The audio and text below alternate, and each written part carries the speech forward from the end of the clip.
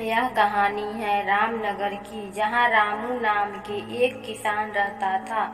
उसके पास एक गधा था जो किसान के बड़े काम आता था।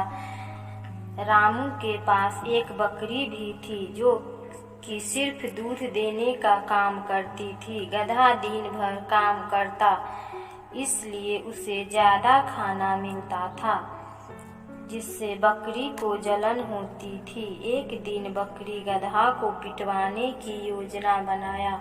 बकरी गधा के पास जाके बोली, गधा भाई, आप दिन भर काम करते हो, फिर भी किसान आपकी देखभाल अच्छे से नहीं करता है। बकरी की बात सुन के गधा बोला, बकरी बहन, मैं कर भी क्या सकता हूँ? अगर मैं काम नहीं करूँगा तो खाना कहाँ से खाऊंगा? अगर पेट भरना है तो काम तो करना ही पड़ेगा।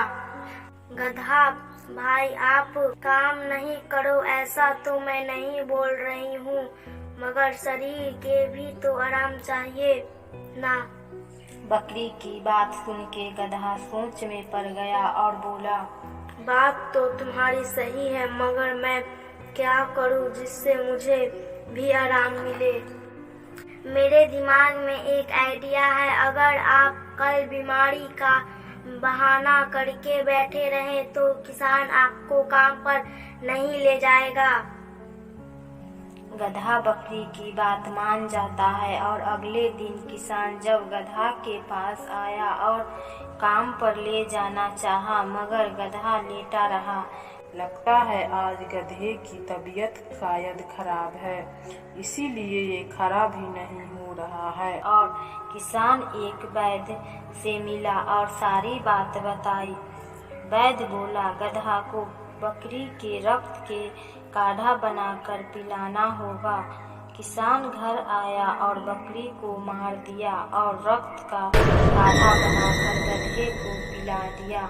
कहानी की सीख, कभी भी किसी दूसरे के लिए कुआं नहीं खोदना चाहिए, नहीं तो आप खुद ही गिर जाएंगे। अहमदनगर शहर के पास के ही जंगल में बहुत बड़ा तालाब था। उसमें कई प्रकार के मछलियां, कछुए और मगरमच्छ थे। इस वजह से वहां लोगों को आने नहीं दिया जाता था। सोहन अपने माता पिता के साथ अहमदनगर में रहता था। एक दिन की बात है, सोहन अपने मम्मी पापा को कहता है, मम्मी पापा, हम सब दोस्त सोच रहे हैं कि उस तालाब के पास जाएं। उसमें बहुत सारे पानी वाले जानवर हैं, हम उनको देखना चाहते हैं।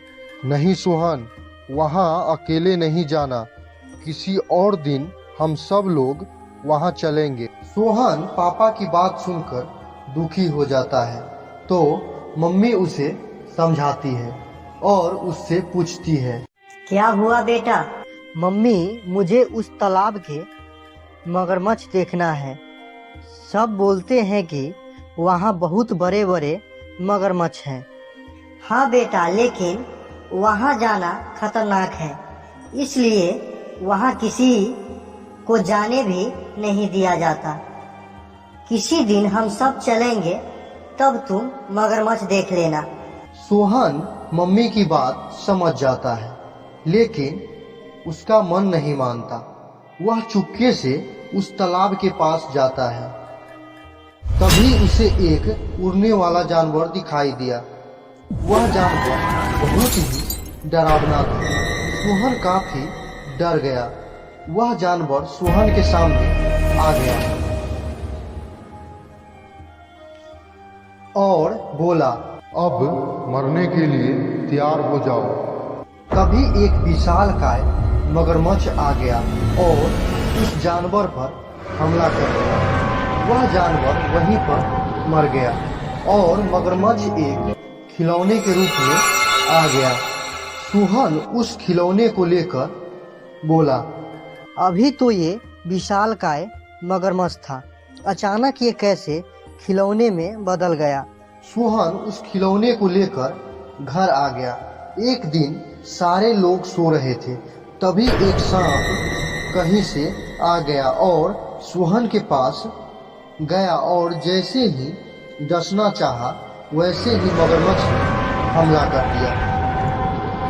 सांप अपनी जान बचाकर भाग गया और मगरमच्छ फिर से खिलौना बन गया। सोहन सब देख रहा था, तब बोला, ये तो जादुई मगरमच्छ है। मैं अभी जाके सारी बात पिताजी को बताता हूँ। और सोहन सारी बात पिताजी से कहता है।